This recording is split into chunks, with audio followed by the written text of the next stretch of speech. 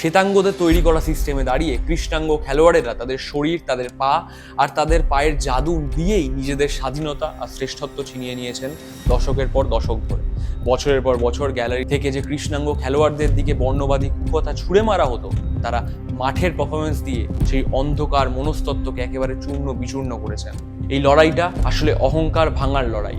আফ্রিকার বিখ্যাত লেখক চিনুয়া আচেবে তার কালজয়ী উপন্যাস থিংস ফল অ্যাপার্টে একটি আফ্রিকান প্রবাদের কথা লিখেছিলেন। তিনি বলেছিলেন, যে ব্যাঙের পিঠের চামড়া শক্ত সে কখনো ভাবেনি যে তার চেয়েও শক্ত কোনো লাঠি এই পৃথিবীতে তৈরি হতে পারে। আজকের চিত্র হয়তো খানিক সেরকমই। একটা সময় ছিল যখন ইউরোপের সবুজ গালিচার ফুটবল খেলাটাকে ভাবা হতো কেবলই শ্বেতাঙ্গদের ভদ্রলোকী খেলা।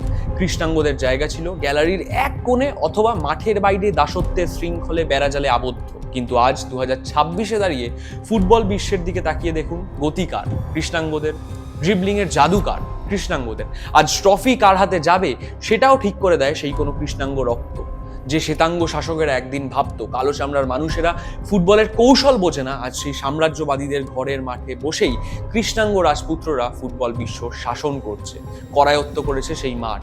এটা শুধু একটা খেলা জেতা নয়, এটা শতাব্দীর পর শতাব্দী ধরে চলে আসা শোষণের বিরুদ্ধে ফুটবলের পায়ে লেখা এক মহাকাব্যিক প্রতিশোধ। কিভাবে কালো চামড়ার জাদুকরেরা হারিয়ে দিল শ্বেতাঙ্গদের, আজ সেই অহংকারের যে বেড়াজাল ভেঙে তারা উঠে এসেছে সেই কথাই খানিক বোঝার চেষ্টা করব।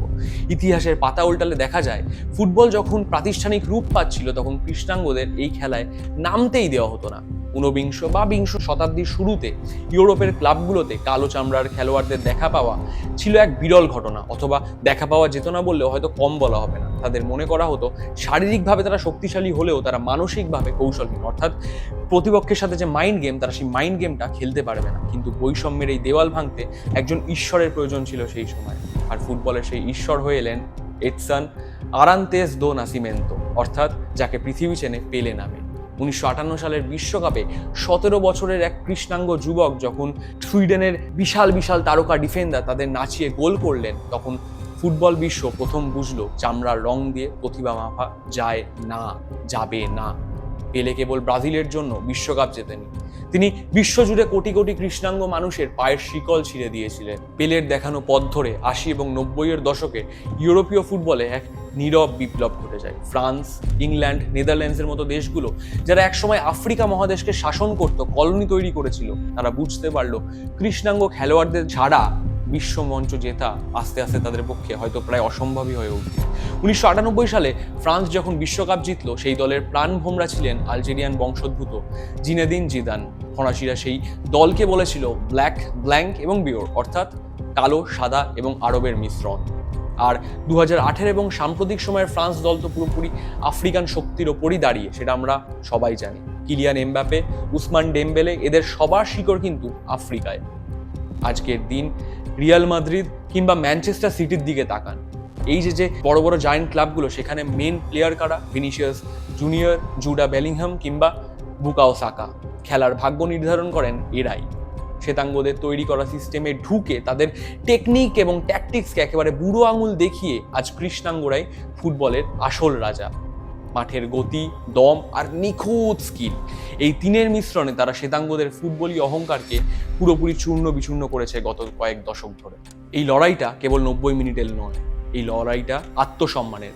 বর্ণবাদের অন্ধকারে ছিঁড়ে আলোর এই জয়কে দেখলে কবিগুরু রবীন্দ্রনাথ ঠাকুরের সেই আফ্রিকা কবিতা মনে পড়ে যায়, যেখানে তিনি লিখছেন, এলো ওরা লোহার হাত করে নিয়ে, নখ যাদের তীক্ষ্ণ তোমার নেকড়ের চেয়ে, এলো মানুষ ধরার দল, গর্ভে যারা অন্ধ তোমার সূর্যহারা অরণ্যের চেয়ে।